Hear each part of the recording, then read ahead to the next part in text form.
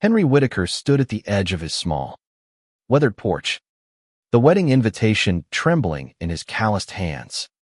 At 72, his fingers bore the scars of a life spent working first as a carpenter, then as a handyman after the factory closed. The paper was crisp, embossed with gold lettering, a stark contrast to the simplicity of his life. His daughter Emily's name was printed in elegant script next to her fiancé's, James. The date was 3 weeks away, but the words that lingered weren't on the card. They were the ones Emily had spoken over the phone 2 nights ago. Dad, you know how James's family is. They're particular. Maybe it's best if you don't come. You're not exactly presentable. The word cut deeper than any saw blade ever had. Presentable. Henry turned it over in his mind, each syllable a fresh wound. He'd raised Emily and her brother, Michael, alone after their mother passed when they were teenagers. He'd worked double shifts, skipped meals to pay for Emily's dance lessons, Michael's soccer gear. He'd been there always. But now, at the moment meant to celebrate family, he was deemed unfit. Henry shuffled back into his modest home, the floorboards creaking under his worn boots. The living room was a museum of memories, faded photos of Emily's recitals, Michael's high school graduation, a framed picture of the 3 of them at the county fair, laughing with cotton candy in hand, sat on the mantel. Henry's eyes lingered on it, his chest tightening. Had he failed them somehow? Was his life his patched jackets, his unpolished shoes, his rough hands such an embarrassment? He sank into his armchair, the invitation still in hand. The silence of the house was deafening, broken only by the ticking of an old clock. He thought of his late wife, Clara, whose laughter used to fill these walls. She'd know what to do. She always did. But Clara was gone, and Henry was left to face this alone. The next morning, Henry woke with a fire in his chest. Emily's words still stung, but something else stirred a resolve he hadn't felt in years. He wasn't just a father. He was a man who'd built a life from nothing, who'd carried his family through grief and hardship. If his children thought him unpresentable, he'd show them otherwise. Not out of spite, but to remind the man himself of who he was. He drove his old pickup to the community center, where he volunteered twice a week teaching woodworking to kids. The center was a lifeline for Henry, a place where he felt useful. There, he found Tommy, a former student who'd gone on to start a small event planning business. Tommy was in his 30s, with a quick smile and a knack for thinking big. "Tommy," Henry said, his voice steady but urgent, "I need a favor. Something big." Tommy raised an eyebrow, leaning against a workbench. "What's up, Mr. Whitaker?" Henry explained the situation, his voice catching only once when he repeated Emily's words. Tommy listened, his face shifting from surprise to indignation. "That's not right, Mr. Whitaker. You're the best man I know. What do you need?" "I want to show up to that wedding," Henry said, his jaw set. "Not just show up, arrive. In style. Something they'll never forget." Tommy grinned, already pulling out his phone. "I know just the guy. Ever heard of a stretch limo?" Henry blinked. A limo. It was absurd, extravagant, nothing like him. But the idea sparked something, a chance to reclaim his dignity, to make a statement without saying a word. "How much?" he asked, bracing himself. "Don't worry about it," Tommy said. "I owe you for all those years you taught me. Consider it a gift." Henry hesitated. He'd never been one for handouts. But this wasn't charity. It was a partnership, a way to stand tall. He nodded. "All right. But I need more than a limo. I need to look the part." Tommy's grin widened. "We'll make you the sharpest guy at that wedding. Trust me." Over the next week, Henry threw himself into preparations. Tommy connected him with a tailor who owed him a favor. The tailor, a kind-eyed woman named Rosa, took Henry's measurements with care, promising a suit that would fit like a second skin. "You've got strong shoulders, Mr. Whitaker," she said, pinning fabric. "This suit's gonna show that." Henry also visited a barber, who trimmed his silver hair and shaved the stubble that had grown unruly. Each step felt like shedding a layer of doubt. He wasn't just preparing for a wedding. He was rebuilding himself, piece by piece. But as the days passed, doubt crept in. What if Emily was ashamed of him still? What if this grand gesture only made things worse? At night, alone in his quiet house, Henry wrestled with these thoughts. He'd never been one for showmanship. His life had been about quiet sacrifice, not spectacle. Yet the hurt in his heart pushed him forward. This wasn't just about proving a point. It was about showing his children that he was still their father, still worthy of their love. By the end of the week, the plan was in motion. The limo was booked. The suit was being tailored. And Henry felt a flicker of something he hadn't in years: pride. He didn't know how Emily or Michael would react, but he knew one thing wasn't going to let their words define him. As he lay in bed the night before the wedding, staring at the ceiling, Henry whispered to himself, "I'm showing up, Clara. For them. For me." The morning of the wedding dawned bright and crisp. The kind of day Clara would have called perfect for new beginnings. Henry rose early, his nerves buzzing like a live wire. He stood before his bathroom mirror, barely recognizing the man staring back. The barber had worked magic. His silver hair now neatly combed, his face clean-shaven, revealing the strong jawline Clara used to tease him about. He felt like a stranger in his own skin, but not in a bad way. Rosa delivered the suit that morning, arriving at his doorstep with a garment bag and a warm smile. "You're going to turn heads, Mr. Whitaker," she said, unzipping the bag to reveal a charcoal gray suit, tailored to perfection. The fabric was smooth, the cut modern yet timeless, with a faint sheen that caught the light. Henry ran his fingers over it, marveling at its softness. He hadn't worn anything this fine since his own wedding day. "Try it on," Rosa urged. Henry hesitated, then stepped into his bedroom to change. The suit fit like it was made for him because it was. The jacket hugged his shoulders. The trousers fell just right. He slipped on the crisp white shirt and knotted the silk tie Rosa had chosen, a deep burgundy that added a touch of warmth. When he stepped out, Rosa clapped her hands. "Look at you. Like a movie star." Henry chuckled. A rare sound these days. "Don't know about that, Rosa, but I feel good." "You should," she said. "You're not just going to that wedding, you're re-owning it." By noon, Tommy arrived in his pickup, his usual grin replaced by a look of awe when he saw Henry. "Mr. Whitaker, you clean up nice. The limo's waiting at the community center. You ready?" Henry nodded, though his stomach churned. He grabbed the small velvet box on his dresser, a pair of cufflinks Clara had given him years ago. Simple silver with their initials engraved. They were his talisman, a piece of her to carry with him. The drive to the community center was quiet. Henry lost in thought.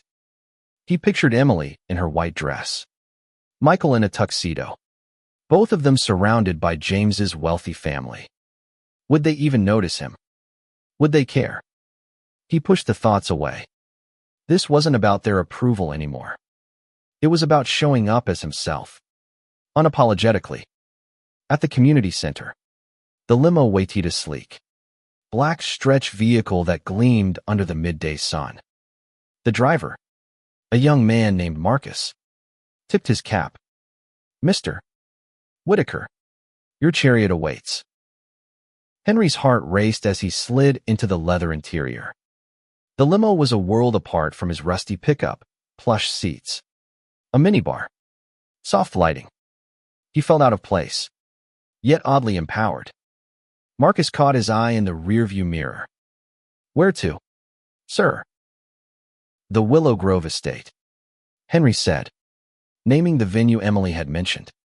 "And take the scenic route. I need a minute to breathe." As the limo glided through town, Henry gazed out the tinted window. People on the sidewalks turned to stare, kids pointing at the gleaming vehicle. For the first time in years, Henry felt seen not as the old handyman in faded flannel, but as someone who mattered. The scenic route wound through rolling hills, past fields of wildflowers and old oak trees. Henry's thoughts drifted to his children.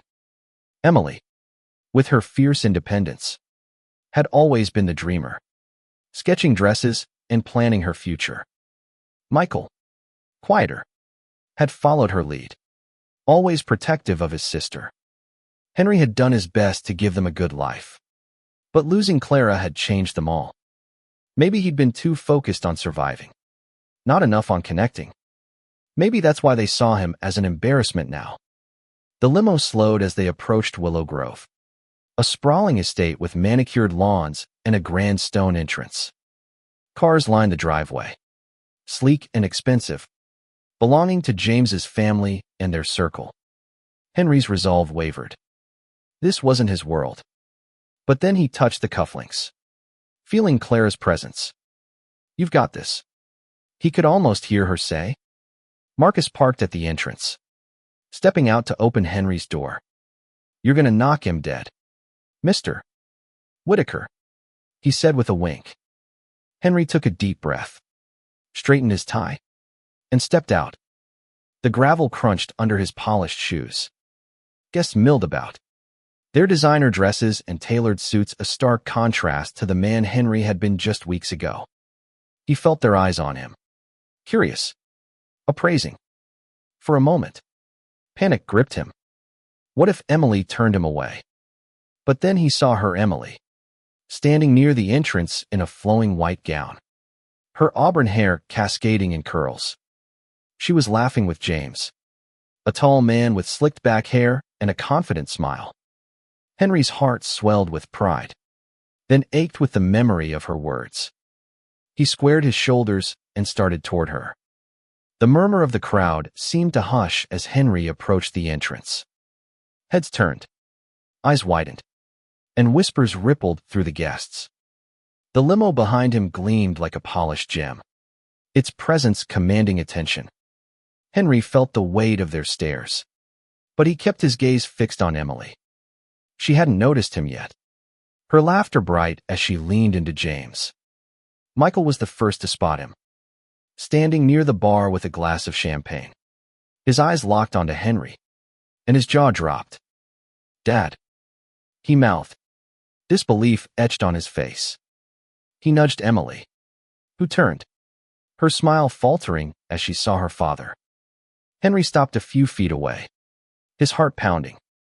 Emily's eyes scanned him, his tailored suit, his polished shoes, the cufflinks glinting at his wrists. For a moment, she looked like the little girl who used to run to him after school, arms wide. But then her expression hardened, a mix of shock and something else, guilt. "Perhaps, Dad," she said, her voice tight. "What are you doing here?" James turned, his brow furrowing as he took in Henry's appearance. "Emily, who's this?" Henry extended a hand, his voice steady despite the storm inside. "Henry Whitaker, Emily's father." James hesitated, then shook his hand, his grip firm but wary. "Right. Nice to meet you." His eyes flicked to the limo, then back to Henry, clearly reassessing. Emily's cheeks flushed. "Dad, I told you. I know what you told me." Henry interrupted, his tone calm but firm. "But this is my daughter's wedding. I wouldn't miss it for the world." The words hung in the air, heavy with meaning. Emily's lips parted, but no sound came out. Michael stepped forward, his expression softer than his sister's. "Dad, you look incredible." Henry managed a small smile. "Thanks, son." The moment was interrupted by a woman in a sleek black dress. Her hair swept into an elegant updo.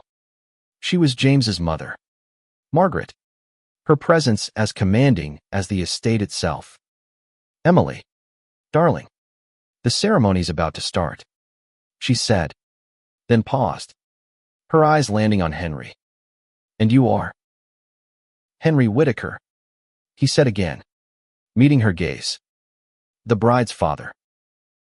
Margaret's smile was polite but cool. "I see. Well, welcome. We're just about to begin." She gestured toward the outdoor pavilion, where rows of white chairs faced a flower-draped arch. Henry nodded, his heart still racing. He hadn't been explicitly invited to sit, but he wasn't about to slink away. He followed the crowd, finding a seat near the back. The whispers continued, guests stealing glances at him and the limo still visible in the driveway. He overheard snippets. "Who's that? Did you see the car?" And felt a quiet satisfaction. He'd made an entrance, just as he'd planned. The ceremony began, and Emily walked down the aisle, radiant in her gown. Henry's throat tightened as he watched her, memories flooding back, teaching her to ride a bike, bandaging her scraped knees, cheering at her recitals. He'd been her hero once. When had that changed? James's vows were polished, full of promises of love and partnership. Emily's were softer, more emotional, her voice breaking as she spoke of building a future together. Henry listened, his heart aching. She hadn't mentioned him. Not once. But he hadn't expected her to. As the officiant pronounced them husband and wife, the crowd erupted in applause. Henry clapped too, his hands steady despite the turmoil inside. He was here, and that was enough for now. The reception followed in a grand tent, fairy lights twinkling overhead. Henry lingered at the edge, watching Emily and James dance their first dance. Michael approached, a drink in hand. "Dad, I didn't know you were coming," he said quietly. Emily said, "Well, you know." "I know," Henry replied. "But I'm still your father. I had to be here." Michael nodded, his eyes searching Henry's face. "You look good, Dad. Really good. I'm sorry about what Emily said. It wasn't fair." Henry's chest warmed at his son's words. "It's all right, Michael. People say things they don't mean sometimes." But as Michael rejoined the crowd, Henry wondered if Emily truly meant it. He sipped a glass of water, feeling out of place among the clinking champagne flutes and designer gowns. He'd made his statement. But what came next? Then he saw Margaret approaching, her smile more genuine this time. "Mr. Whitaker, you've surprised us all," she said. "That entrance was memorable." Henry chuckled. "That was the idea." She tilted her head, studying him. "You're not what I expected. Emily mentioned you were different." Henry's smile faded. "I'm just a father who loves his kids," he said simply. Margaret nodded, something like respect in her eyes. "Join us at the family table," she said. "I insist." Henry hesitated, then followed her. Maybe this was a start. The family table was a vision of elegance, draped in white linen and adorned with crystal centerpieces. Henry sat between Margaret and an aunt of James's, feeling like an outsider in a borrowed suit. Emily and James were at the center, surrounded by laughter and toasts. Emily hadn't spoken to him since the ceremony, her eyes avoiding his. Michael, seated across from him, offered a reassuring nod, but it did little to ease the knot in Henry's stomach. Margaret leaned in, her voice low. "Tell me about yourself, Henry." Emily's been vague. Henry took a breath. choosing his words carefully. I'm a carpenter by trade. Raised Emily and Michael on my own after their mother passed. Worked hard to give them a good life. Not much else to tell. Margaret's eyes softened. That's quite a story in itself. Losing a spouse. Raising 2 children that takes strength. Henry shrugged, uncomfortable with the praise. You do what you have to. The conversation shifted as James's father, Richard, stood to give a toast. His words were polished, full of anecdotes about James's childhood and praise for Emily's grace. Henry listened, his mind drifting to his own memories, nights spent helping Emily with homework, teaching Michael to swing a hammer. Those moments felt so distant now. When Richard finished, Margaret nudged Henry. Would you like to say something? Henry froze. He hadn't prepared a speech. Public speaking wasn't his strength. He was a man of action, not words. But the table was watching, and Emily's eyes finally met his. A mix of curiosity and apprehension. He stood, clearing his throat. I'm not one for speeches. He began, his voice rough but steady. But I'm Emily's father, and I'm proud to be here today. Emily, you've always been my light. You and Michael, you're my everything. I've made mistakes.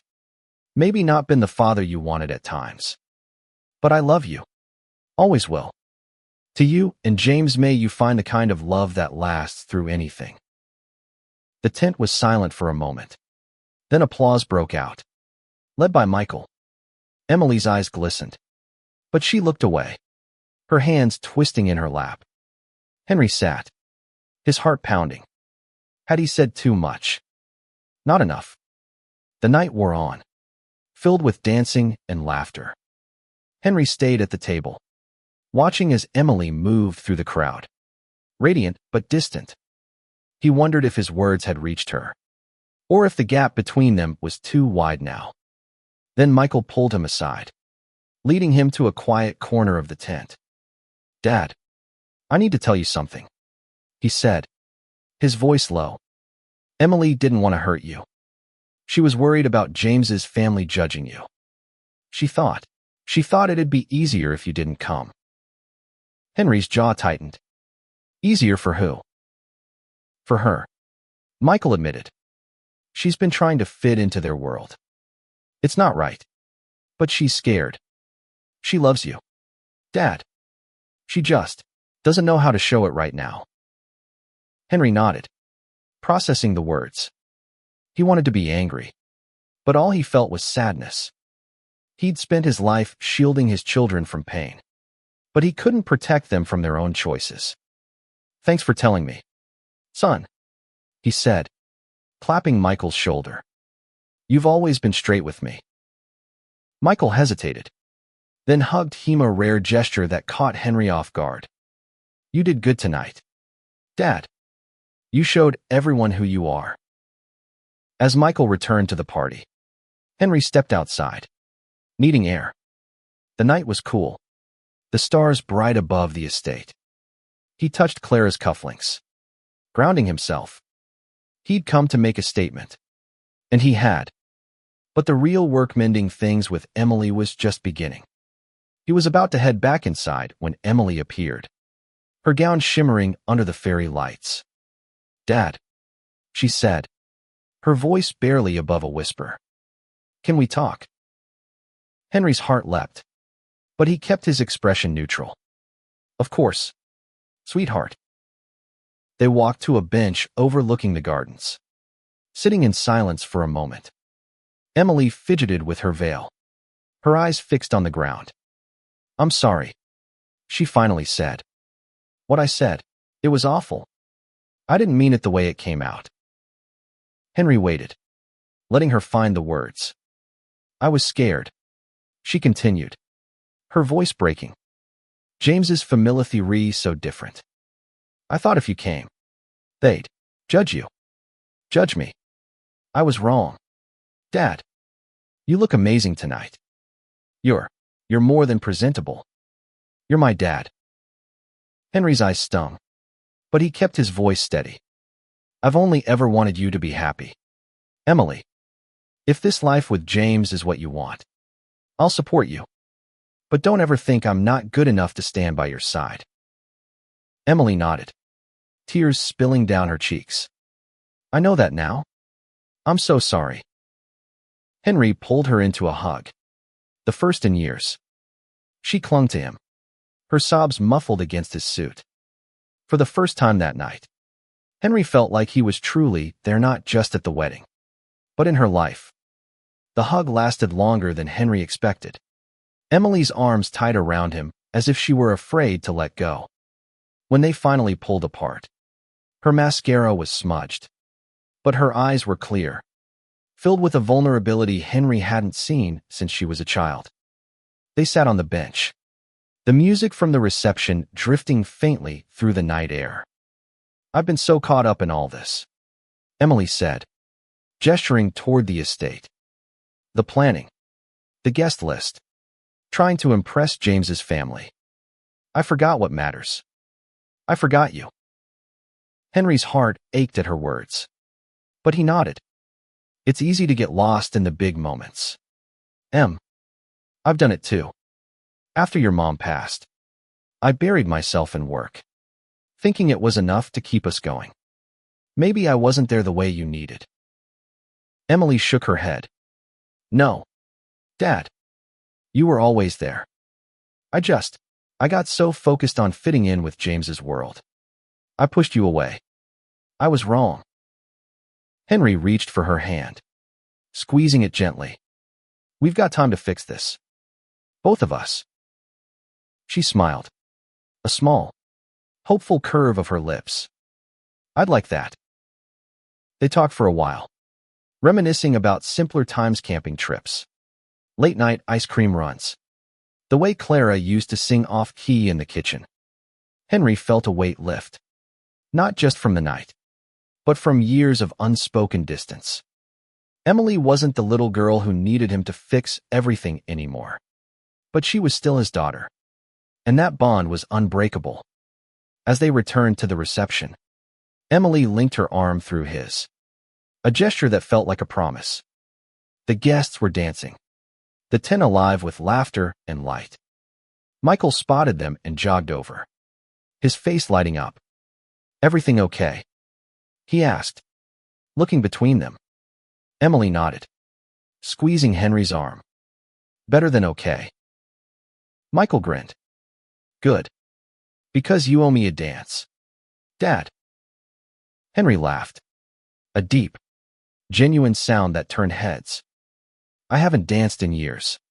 Son, you sure you want to risk it? Absolutely, Michael said, pulling him toward the dance floor. The band played a lively swing tune, and Henry let Michael lead him into the crowd. Emily joined them, her laughter bright as they stumbled through the steps.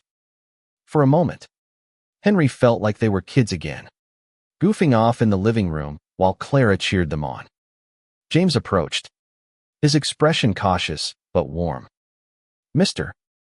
Whitaker, may I? He asked, offering his hand to Emily. Henry stepped back, watching as James and Emily danced, their love evident in every glance. He felt no jealousy, only pride. James might be Emily's future, but Henry was her past, her foundation. That was enough. Margaret joined him, holding a glass of wine. You've got a beautiful family, Henry, she said. I misjudged you. I'm sorry for that. Henry shrugged, a small smile playing on his lips. Happens to the best of us. As the night wound down, Henry found himself surrounded by new faces, James's relatives, friends, even the caterers, all curious about the man who'd arrived in the limo. He shared stories of his woodworking, his volunteer work, his life. For the first time, he didn't feel like he had to prove himself. He was enough. When the reception ended, Emily and James approached, hand in hand. Dad, we're heading to the honeymoon suite, Emily said, her voice soft. But we want you to come to brunch tomorrow. Just family. Henry's throat tightened. I'd like that. Michael clapped him on the back. And maybe next time, you can teach me how to make an entrance like that. Henry chuckled. One step at a time. Son. As he stepped back into the limo, Marcus gave him a thumbs up. Told you you'd knock him dead. Mr. Whitaker. Henry leaned back in the plush seat, the cufflinks cool against his wrist. He felt Clara's presence, her pride in him, in their children. The night hadn't just been about proving a point. It had been about reclaiming his place in their lives. The next morning, Henry woke in his own bed. The suit carefully hung in his closet, the cufflinks back in their velvet box. The events of the previous night felt like a dream. The limo, the dance floor, Emily's tearful apology.